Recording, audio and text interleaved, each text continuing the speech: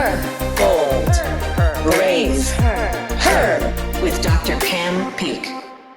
Hi, I'm Dr. Pam Peak, and this is episode 558 of the Bold and the Brave, Her podcast.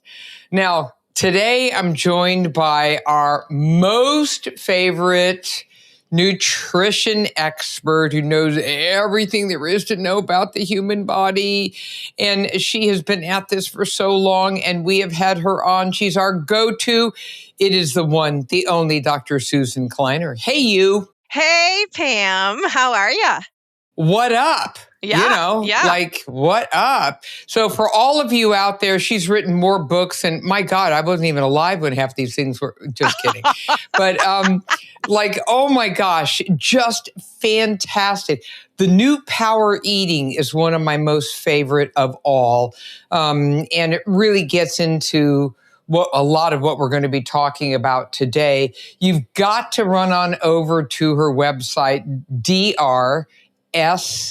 So DRS is in Sam, Kleiner, KLEINER.com, because your mind will be blown away. She's the owner and founder of High Performance Nutrition, and she's a globally recognized trailblazer in nutrition and human performance. Now, today, the challenge is, today, we're going to be talking about something I'll put money on that the grand majority of you don't know anything about. Okay? And what is that? That is something called body recomposition. What? So you know what body composition is. You know, we look at our body composition, you stand on one of those scales, or you do one of the more fancy ways of being able to estimate your body composition. And what you're going to find is fat, muscle, bone, water, is measured as well. And you look at all the percentages, or you look at the actual amounts in pounds, et cetera. And you say, okay, well, that's where I am. And then you go, oh man, this does not look good. If it's one of these apps that has like the red zone and then it's got the yellow, seriously, I'm actually using one like that. And it's like, I feel like I'm driving. Am I going to hit a red light here? So the red is like, whoa, okay, that's not good. Whatever we're looking at, because many of these apps look at visceral fat. And as you know, you need visceral fat. That's very important. But too much of it is extremely dangerous. We don't want that. So that's a red zone kind of situation. We got to watch that. So we got that. Now, let's just say you look at those numbers and it's like looking a little parsimonious, so in terms of good stuff here, one way or the other. Okay? So now, what do? Do you, and I quote, go on a diet? Do you, resort to extreme stuff? Like, I'm just going to move into a gym. I'm just never leaving. That's it. We're done here. Actually, that would be okay with me. Okay, see, you need help. There are groups for people like you. Sue, I'm right there with you, man. I'd be sitting there on the weight bench going, this is where I'm sleeping tonight. Right, yeah. Okay. Why don't you go to the stretching pad and go to sleep? But seriously, that's exactly, what a lot of people do. They just go from, right. Oh my God, to extreme. And they know the trip by now. Come on now. Has that ever worked? No. So a new concept has been born of an old concept, and that came from the bodybuilding era. So let's go back to the history of these words, body recomposition. What does that mean? Where did it come from, Sue? So, yeah, back in the day. God, I hate that. when we think about the physique athletes, when we think about bodybuilding as way underground, and especially bodybuilding for women, even, more subterranean. The question always was, I can get to a certain point of physique, the way I look, my muscles showing, kind of, but can I get what we call ripped? Can I really have my muscles pop out? How do I do that? And the concept was, can we make these are the words, right? I want my skin to look paper thin. Obviously, it wasn't, but it's an image so that you look like your muscles are right at the surface, that there's no what we call subcutaneous fat, that there's nothing between, kind of your skin and your muscles popping out. And in order to do that, there had to be sort of the last layer of fat had to go. And so we called that, when they were right at the margin, recomp. How can you get rid of that last layer of fat? So now you've got somebody who is, it's hard to say very fit when we're talking about the bodybuilding community and the eating and the strategies it take to look like that. However, they are so close, but not quite. And that's kind of where Recomp came from. Where can I find the last layer so that I supplant that last little bit of fat with muscle? And that So was the the concept origin. of recomposition is that you could take whatever your body composition is at that moment, and you can hold on to or build muscle. At the same time, you're also taking down fat. So what you're actually doing is recreating, as it were, to a certain degree, your body composition based upon where you're starting, whatever your start point is. Right. Okay. So that's what the actual word means. Right. So, yeah, can I hang on to my muscle and lose more fat? Or can I gain more muscle and lose fat at the same time? That's the ultimate question. Can we grow and shrink at the same moment? So the arrows are going up and down. Okay, so Exactly. you're doing both. Right. All right. So that being said, that's what these people did. And as we all know, bodybuilders have used extreme, diets for years because they have to if they're going to do, their shows and all the rest of it. And this was something that's been kicking around and kind of very well known, familiar with the bodybuilding community. And then it's all of a sudden it's had this very interesting resurgence, over the course of the last, dozen years or so. And actually so much so that scholarly studies are now taking place and being published about this entire phenomenon because there's new knowledge about the human body and body composition that we can now leverage. And that includes nutrition, which we'll talk about, and physical activity, how to optimize both without driving yourself insane. And that's a short drive. So, so you've got that going on. At the same time, guess what, folks? Were you aware of the fact that this year there were no top diets of 2026? The diet thing is dead. Put a fork in it. It's gone. So if that's gone and you want to be able to, get healthier, well, people are now beginning to pivot to a more optimal body composition because we now understand that the muscle and the brain communicate, that fat and muscle and the brain communicate, that the bone is thrown in there at the same time. These are all organ systems, believe it or not. And these are networked at an extraordinarily intricate level so that now we see that by optimizing muscle, for instance, for health, no matter where you're starting, whether you're an elite athlete or you're just, somebody out there, okay? When you do that, You're able to increase the quality of your life, your health span, and actually your longevity as well. So how cool is that? Suddenly, it's so interesting. It's like people looked at their body like it's a bunch of body parts, and then they walked away and they said, oh, well, I have to make sure my brain is okay for longevity and my heart and make sure my blood sugar. But wait a minute. Whoa, those body parts are critical to being able to achieve that goal. So that's where this whole issue of recomposition came from. So I want you all to think about yourselves as sort of a Michelangelo.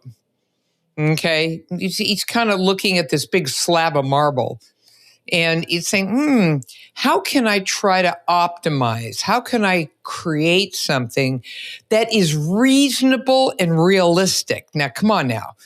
You're not going to turn yourself into a Serena Williams. That's not happening. Only Serena could do that. But what if you could just optimize what you got? And by doing that, what you want to do is grow muscle and minimize your fat load. Most importantly, your visceral fat load. So, Dr. Sue, you're the expert on manipulating, for instance, dietary intake in doing all of this. And I'm just curious, how does one look at recomposition from, the standpoint of how you nourish yourself as well as exercise? Exercise we'll talk about in a second, but let's go to, I'm looking at one of your favorite chapters in that power book, Managing Fat. I loved that.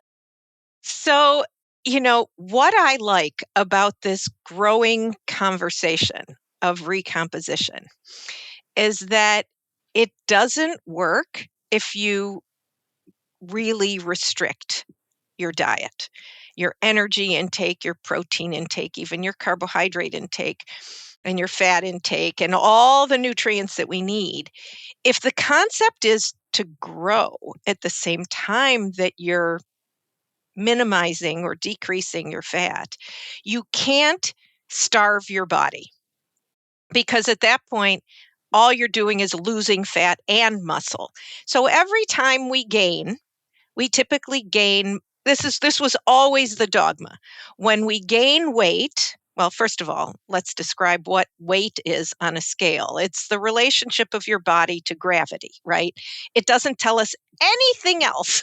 That's all it says, is that you are here on Mother Earth, and this is what gravity does to the mass of your body. It shows up in this number on the scale. Which is why you weigh nothing up there in that space capsule. I know, wouldn't that be lovely? So watching that number alone never tells us what's happening. And what we know is whenever you lose weight, almost all the time, you are losing a proportion of muscle as well as fat. Ideally, we want to lose more fat than muscle, but it's always a proportion. And when you gain, you are gaining a proportion of muscle and fat. It's all working together. The goal is obviously, if you're only looking at the scale, muscle should go up, fat should go down.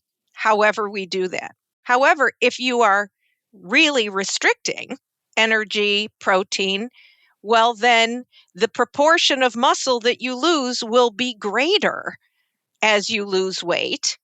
And as you gain weight, we do need to eat more, of course, and that's a different kind of concept than what we're talking about right now. But so the idea is, how do I find the sweet spot where I'm eating enough so that I hang on to the most muscle? And what we're seeing now is even gain some lean mass. And within that lean mass, especially for us ladies, is not just muscle, it's bone, and it's our organ tissue. And so when we're losing and we see a loss of lean body mass because we're restricting so much, we are also losing bone.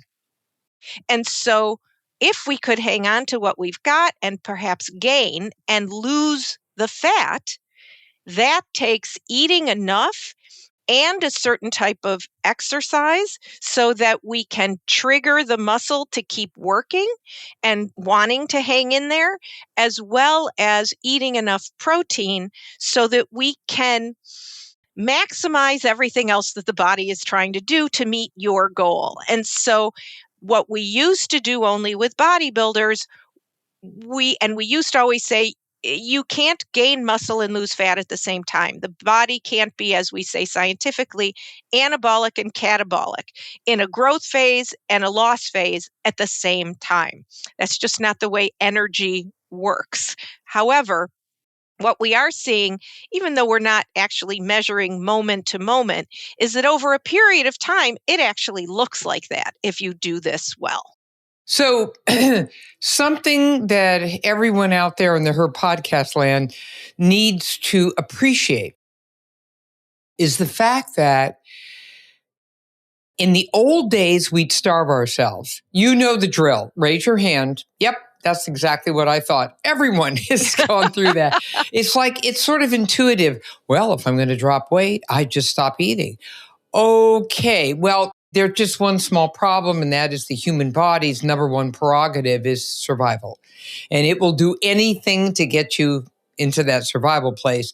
You do not want to trigger your body into doing a rebound in a big way. So I believe the literature and the experts state that if you want to create a caloric deficit while you're also at the same time amping up your protein, which we're going to get to in a second, right? Then the actual caloric deficit should never go beyond 300 calories. That ideally it's about 10% of what you've been eating. So if you figure it's like 2,000 calories, 10%, 200 calories. So 200 to 250 calorie deficit is quite safe. Why? Because it flies under the radar of the trigger Exactly. in the human body. 300 is beginning to push it, but then it depends upon how big you are. And, like if 10% of 3,000 calories is 300, well, if you're a bigger person, in a big way. So what does that do? It allows the body to have enough of a deficit to make a dent into your fat. At the same time, now pivot, drum roll, over to protein. Now, I got to tell you something about protein. I didn't pay much attention to it for half my life. The good news is I always found great protein around, but I wasn't sitting around calculating and, trying to figure out which way is up. And I think a lot of that had to do with the fact that nutrition science was, aired on a very low level relative to like active little campers like you and I, Sue, because we're both very athletic. So it would be like a 0.6 per kilogram per body weight. And, and so I never paid attention. Once, I got hep to what was happening in protein land, and this is the work of Stu Phillips and others, what I began to realize was that, and this is brand new research rolling out over the last several years, that as you age, right, you need more protein for a lot of reasons. And you need to keep up with that protein, or, you're heading down that critical path toward frailty, because you will drop some lean body mass, that's your muscle mass, in your 60s. That's an age-related issue that everyone undergoes. So you want to bank a bunch of muscle here so that when you actually go through your 60s, it's like, it's sort of a nothing burger. Yes, it's going to impact athletic performance, no question. But is it going to significantly impair your activities of daily living? Hell no. No, you'll be fine. Trust me. Yeah, trust me means I've been there. Right. So, now what we're looking at then is this protein issue. So now the numbers have changed so that it's 1.6 grams per kilogram body weight is a really nice sweet spot. So if you're a woman who is, say, 200 pounds, all right, and that is very common today, all right, work with me here, ladies and gentlemen. It's very common because 42% of women are obese in this country right now. All right. So I'm not just making this stuff up. So if you've got 200 pounds on board, and if you divide that 200 pounds by 2.2, you'll know what your kilograms are. And then if you multiply that times 1.6, which Sue is doing right now, I can see, then you're going to, wait a minute, drum roll. How much protein? I can guess. Yeah, it's 145 grams a day. Yep. And so now here's the next question.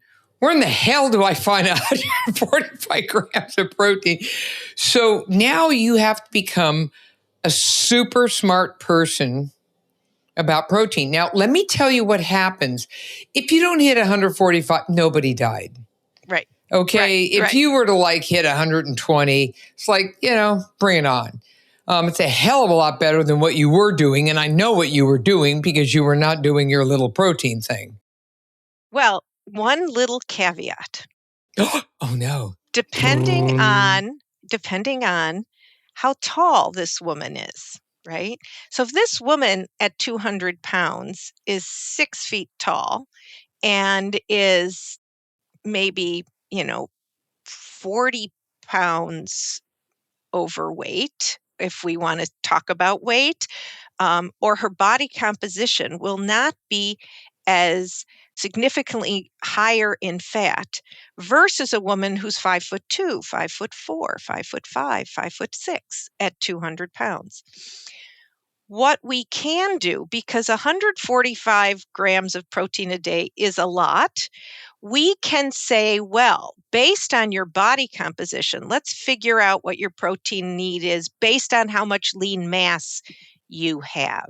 Then we're feeding what we want to feed, and we can drop the protein intake. So what you're saying, and this is why I brought up 200 pounds, because it's one thing to be, let's say, let's go to this place. What if she was 5'9", 150 pounds? Okay. So now, what is that, 65? Yeah. Yeah, about 65 times 1.6, something like that. 65 or 75. Can't remember. Then it's very reasonable. It is then about 120, right? Right. And right. And so 120 you could definitely get to, and Sue and I'll both lead you down that beautiful path. Because honey, I've had to work this sucker out. I mean, this is like, do I eat half a cow a day? I'm just asking. It's like, do I grab a goose? What do I do? Like, how do you do this whole protein thing? And actually, it turns out it's completely manageable, assuming you're not an NFL player or Michael Phelps in the Olympics, where the amount of food and protein he had was literally through the poor guy had to eat like 24/7 to keep up. He loved it. And even with that, the guy was skinny as a rail. I mean, outside of that incredible musculature about 10,000 that he had, calories a day. Yeah. Yeah, absolutely, no question about it. So let's go to this place now. I'm going to tell you right off the bat that something magical happened. Stu Phillips warned me about this a while back when I first started talking to him about it. He said, "Oh man, are you going to feel satiated?" And your most triggering sweet or whatever that really gets you into a binge mode can be stuffed right under your nose, and you're like, nah, not doing it. And even some of the most food addicted people, when they get enough protein on board, it really alters their appetite and food consumption. So I didn't quite believe that in the beginning. And then it was one of the first times I actually switched over to, I think I was swinging around 1.2, 1.4 for a while. So I went to 1.6. OMG. I felt phenomenal. I was so satiated, but not stuffed. There's a difference. In other words, my brain was like, honey, we're done for the day. Okay? Read me. Read my lips. Read my brain lips. We're done. And anything could float by, right? And I'd say, whatever. I'm not interested. And it had nothing to do with discipline or grinding my teeth. It was like, I'm like really satiated right now. So protein is crazy with satiation, right? It's also, there's been fascinating research. Dr. Jose Antonio and his students in Florida did this fascinating research with active young people, of course. Now, always underneath all of this is that you're active, right? I mean, sitting on the couch and eating like this is better, but it's not going to be mission driven, let's just say. So, we're not going to optimize health that way. So in his study, he gave 3 grams, 4 grams of protein per kilogram per day, and there was no weight gain. They did not gain fat. They were training, they were higher in calories than they had been eating, and the protein was metabolized, utilized, and there was no negative side effects either, no kidney issues. Anyone who's worried about that, there's just, if you've been diagnosed with a kidney issue, pay attention to what your physician tells you. But beyond that, if you are otherwise healthy, there are no negative side effects, certainly to the amounts of protein that we're talking about, and they will not sort of replace the other important foods in your diet. You still need to eat the fruits and vegetables, grains and beans, nuts and seeds, and dairy, the important food that belongs in your diet. But not to forget that we get protein from all of those sources, less from some. Fruits and vegetables don't give you much. Grains and beans give you a boatload, and so does dairy. And so we start to realize that there are lots of places to get protein other than that half a cow. Okay, now when we come back, we're going to get down to the practical level. Where is all this protein hidden? And we're going to figure out how you do that 120 grams a day.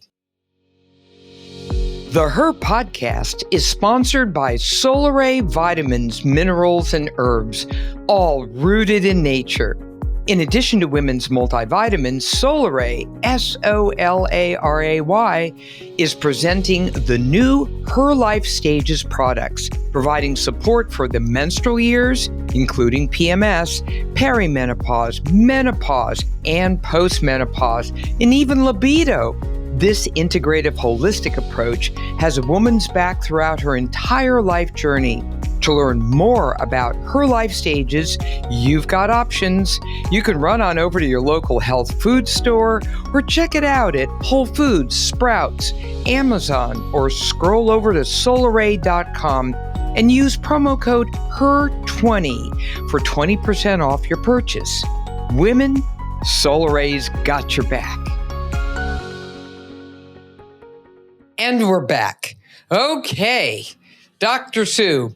So I'm going to tell you what I found. And that is, using some form of protein powder most definitely helped. It gives me a really quick slam and I'm good. Now, that's just something integrated into my whole foods, but many times it just works for me. And so I love that. And I will use either whey protein or I could use pea protein, which is also, excellent. There are other, forms as well. So that's a no-brainer thing. I actually add the damn thing to my coffee in the morning. My coffee, okay, Sue, work with me here. So my coffee is so loaded with stuff. It's like ridiculous. So I first put in and listen, shout out folks to creatine. Creatine is absolutely one of the most essential supplements a woman should be taking for her cognitive performance as well as for her muscles. So it's a double double. You get a royal win-win. So I put my 5 grams of creatine powder into the coffee, right? And then I also put in a scoop of my vanilla flavored whey protein powder. So it kind of gives it that little kind of rich taste.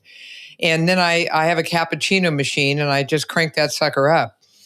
And OMG. So now I have protein on board, my creatine, and of course, I'm strategically thinking about when I'm doing my exercise. So now I'm primed because creatine will help drive that protein into the muscle and facilitate the ability with my weightlifting and such to be able to build muscle. So that's a good thing.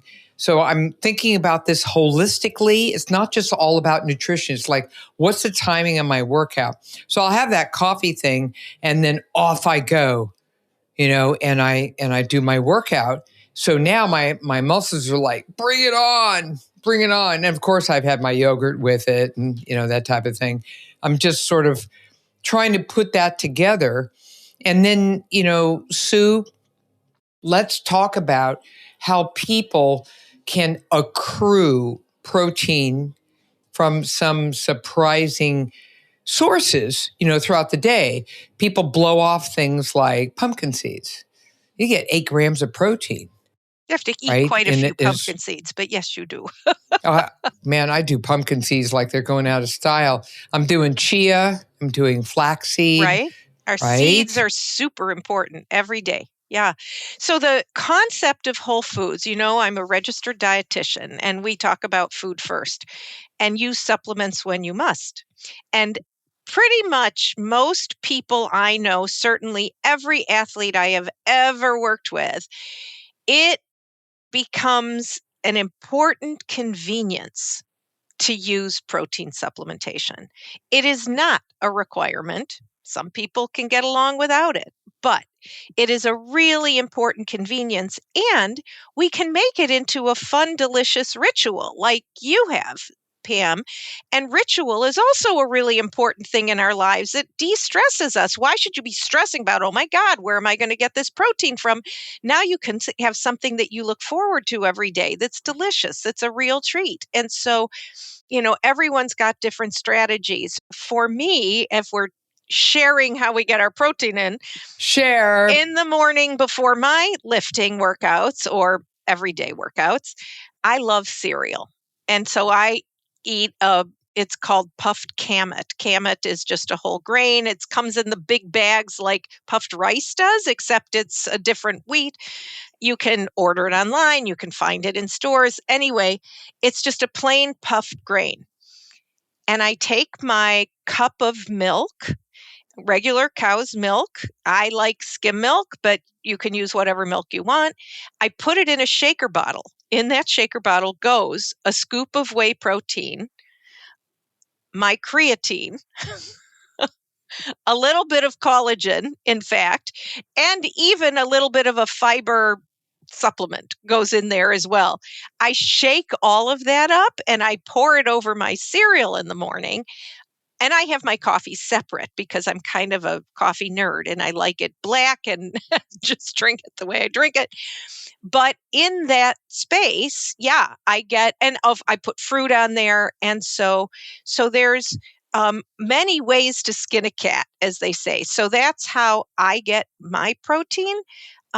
But the areas where you can get protein, and one of the things about protein that we're finding, especially as we age, is that eating it in smaller sort of portions throughout the day. Let's say 25 gram portions a day. So you've got 3 meals and 2 snacks. And every time you're eating a snack, you're having a good slug of protein.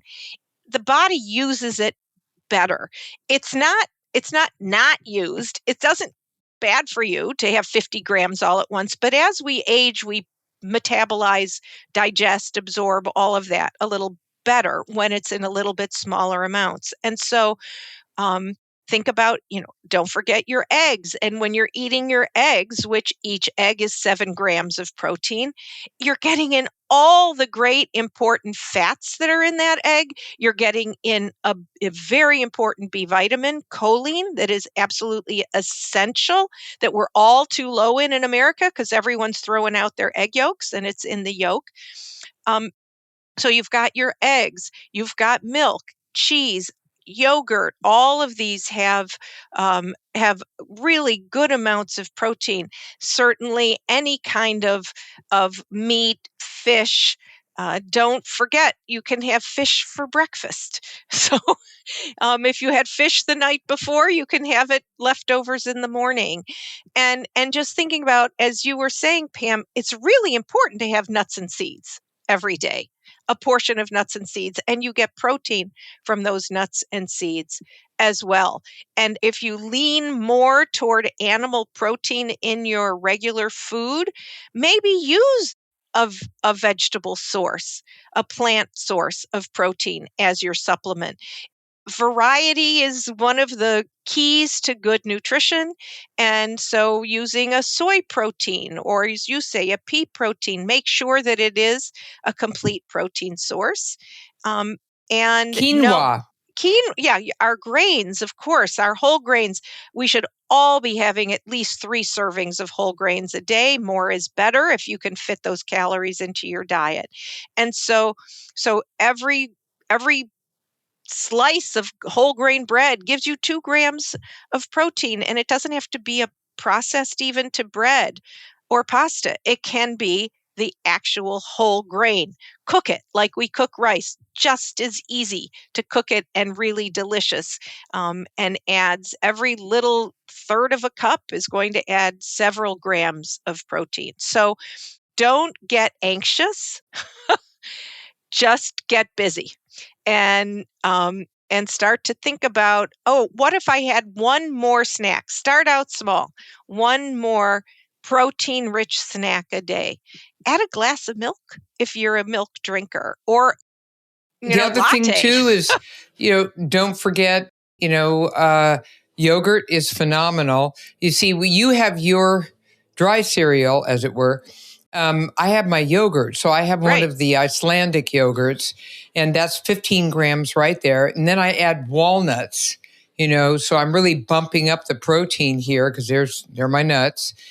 So that works out really well. That with that, loaded coffee is what I love to call it. I'm ready. It's like, bring it on. Right, We can right, do this. right. And, don't forget cheese. Cheese is wonderful.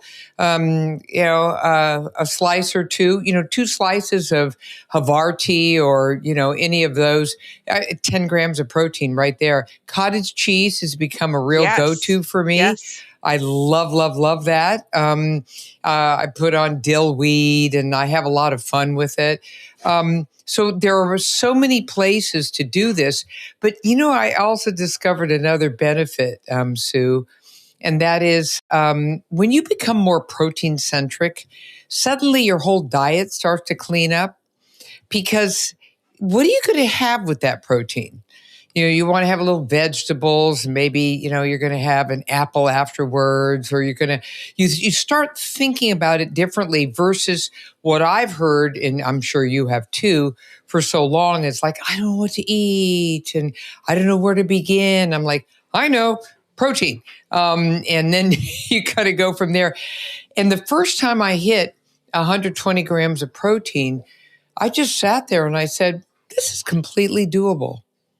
This is totally doable. Now, let's go to a very interesting place. We have a lot of people out there in the Her Podcast land who are thinking, I know what you're thinking. Why? Because I have ESP. All right. And I'm a woman, been there, done that, got the t-shirt. Okay. So you're saying, how the hell fast does all this recomposition take place? Like normally I put myself on an extreme diet and I deprive and I, live in a gym somewhere and that's kind of been my playbook. What if I'm now asking you to instead look at your body like that lump of marble, good old Michelangelo, and just say, I would like to optimize my muscle.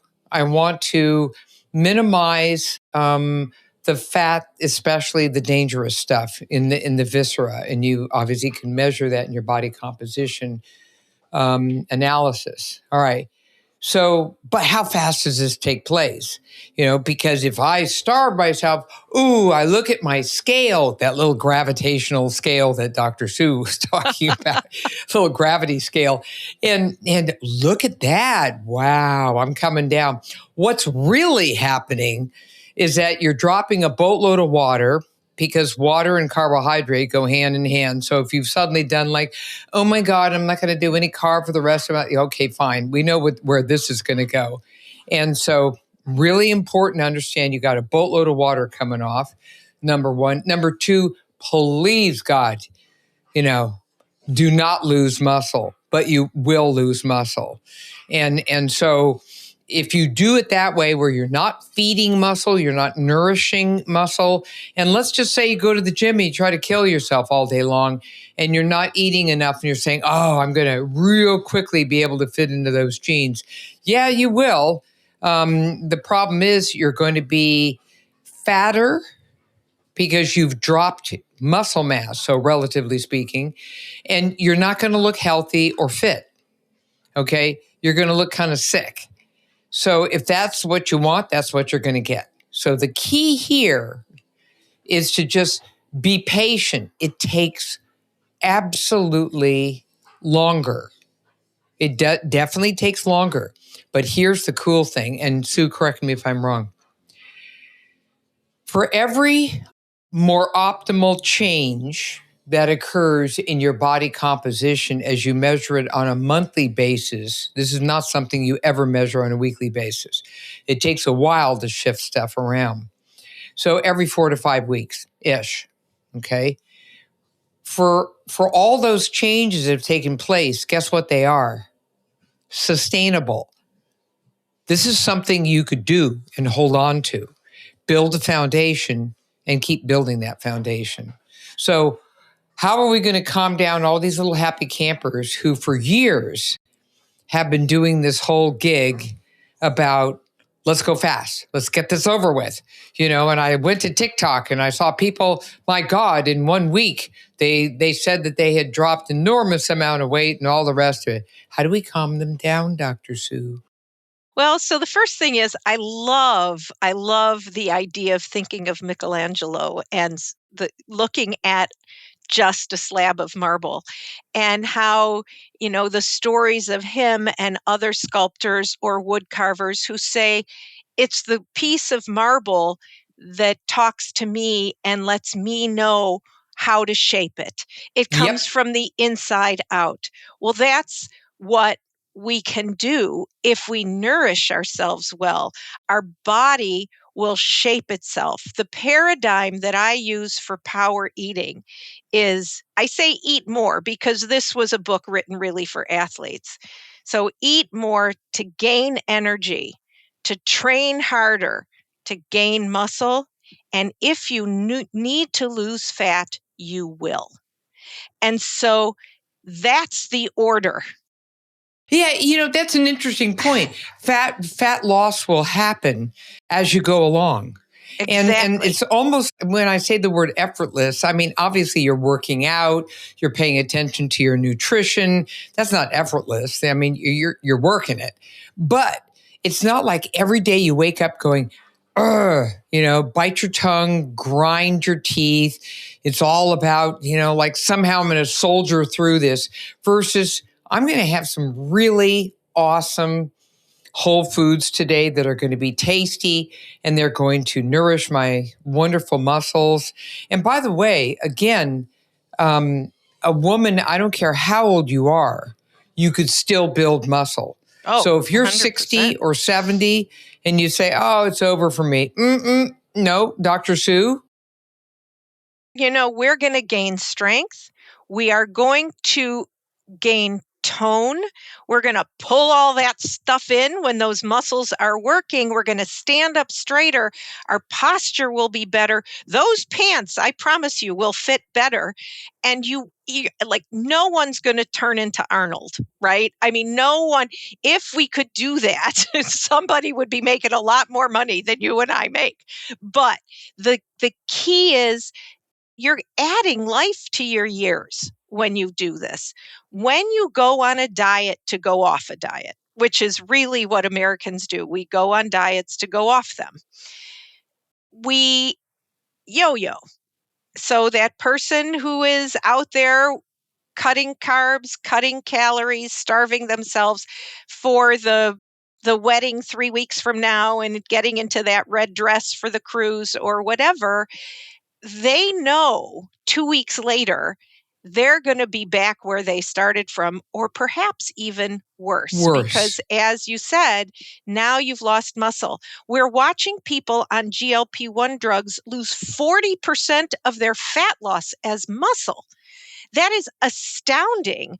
They are in high risk categories to begin with if they are morbidly obese. So there's a lot of risk calculation going on with all of this. But if you are choosing to look at how can I eat well, nourish myself, get to the place I want to go, and you are mission driven to actually enhance your health span, as Dr. Pam was talking about at the beginning, well, then this is the strategy. Eat more protein. Don't think about, I always say, think about what you need to eat, not what you can't eat next. That is, don't eat by default, whatever's around. And you don't have to eat those. I just saw them at Costco. They are chicken breast chips to get your protein in. I know. I'm seeing protein now in everything. No. Okay. Listen to me out there. No. Stop that stuff. What you want to do is get it from Whole Foods. Okay. Number one, appropriately high caliber protein powder that you can actually mix with some really great stuff to make a shake that really works for you. Now let's go to the protein bars. Oh. I know. If you go to a market right now, I don't care where you are, they have literally a wall of protein. But come on now, protein. Okay, go for it, Sue. I'm going to say walk away from there, go to the frozen food sections and look for frozen edamame. I mean, the best snack food you can find takes some of them. I don't know if it's so good for microplastics to cook in the bag. They have some of those, but I mean, it's about as easy as you can get. It's soybean in the pod. It is a Japanese style food that I've been eating, I think, for 40 years already. And you cook it for 3 minutes. You salt it and you sit and you pop those out like you're eating peanuts at the ballpark. And it is a fabulous protein source. And you can take those everywhere. Just like you can take a hard-boiled egg with you if it's in the shell. Nuts. It doesn't need to be I always take refrigerated. almonds with me. Take things with you. Take those mozzarella cheese sticks with you. Take real food. The conversation is so convoluted now. And if I were not a nutritionist, and sometimes I even get confused, but I can't imagine you're hearing protein, protein, protein. You're seeing all this ultra processed food come out with protein in it. And then you're told, don't eat ultra processed foods. And so it is very confusing. And what we want to do is tell you it's not. If you need something super convenient and you're not going to bake it yourself at home, then get the least processed bar you can get and don't worry too much about the protein in there. If you need a ready to go snack, get a mozzarella stick and get a good whole grain bar. The old school granola bars, the, different ones. Don't try and pack everything into that little bar. Now you're looking for a super duper ultra processed food that may not be helping you any more than it's hurting you. So from my point of view, if you need that on the go snack, you're hiking, you're whatever, try and take whole food with you. Apples, peanuts, right? All the I different put nuts, almond dried butter fruits. on apple. There's a great Okay. choice. Or you could do a number of different bean dips. Right. That'll work like a charm. But, as we're drawing this to a close here, let me just make sure everyone out there is clear. The diet weird thing, where you're excluding an entire macronutrient is dead. That's dead, and it should remain there. We buried it. Okay. To do anything extreme to the human body. Now, I'm eliminating elite athletes and the crazy stuff they do. But for just all of us soldiers out there, okay, the body likes to work on its own rhythm. It cannot stand it when you try to do something rapid and very extreme.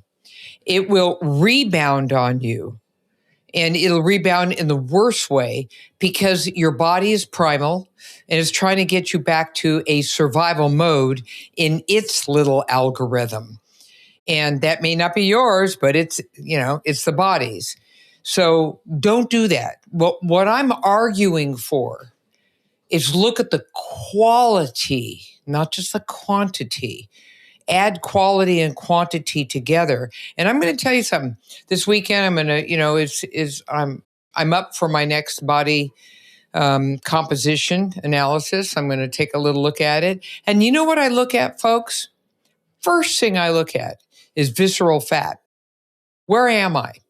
Because that internal fat is exceptionally critical for your life. But when it becomes excessive, then it impacts upon your mortality. And so I look at the visceral fat. Am I in the little green zone? I love those green zones. Okay, number one. Number two, I look at my muscle. And if I've gained muscle, okay, have you ever seen me do the happy dance? I mean, I just like do the little happy dance. It doesn't look great, but it makes me happy. So I do the happy dance, like bring it on, because what I've done is add another little cylinder under the hood. And that makes me metabolically hotter and more efficient at cooking my calories. And then, quite frankly, the rest of whatever's on my body composition analysis is quite interesting and everything. And then I do one last thing, and I'm sure you do it too, Sue. I grab my little tape measure and I do my waist circumference. So I do actually two measurements. One is right across my belly button, and the other one is what we love to call the pooch. Okay, lovingly called the pooch. I actually made this very famous with one of my books, and I'm now in Webster's. I'm not sure I'm happy about this, but I'm known as the menopot doctor. And so I decided when I wrote one of my books that I would call it the menopot because, there it was. It's like, whoa, what happened there? And, so I like to look at both measurements. And then I also have my closeometer. It's my infamous closeometer. So I get this one pair of jeans that, I've had for like 25 years. The joke is it's not even the right size thing anymore because they've cheated on all the sizes and everything. So I put the thing on, and if it fits, I'm good.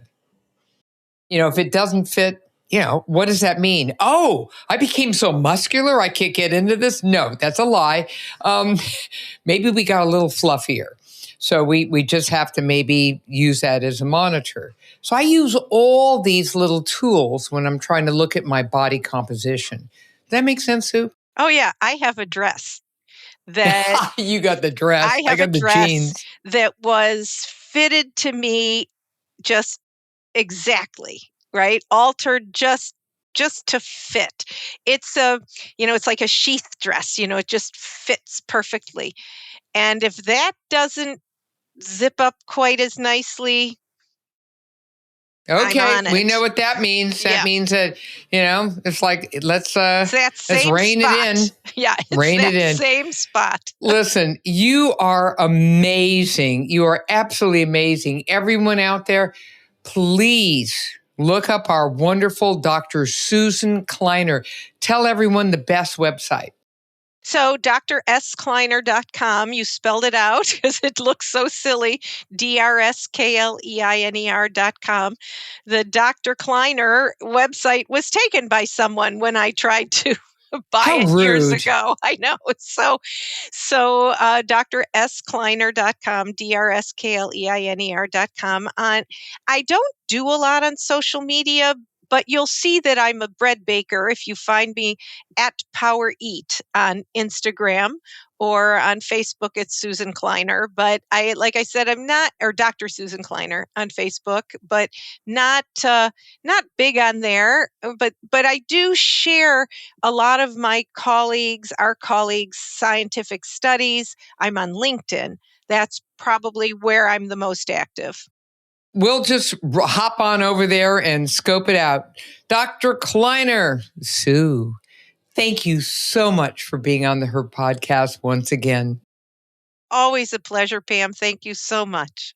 And thanks to our sponsor, Solar Ray Vitamins, Minerals, and Herbs Rooted in Nature, and the new Her Life Stages products.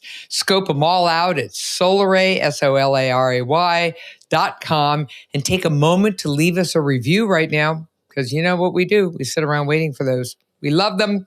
Love, love, love. All right. This has been a production of Podcast Health. And as I always say, remember your time in this world may be a tad limited, but the things you can do with it are not.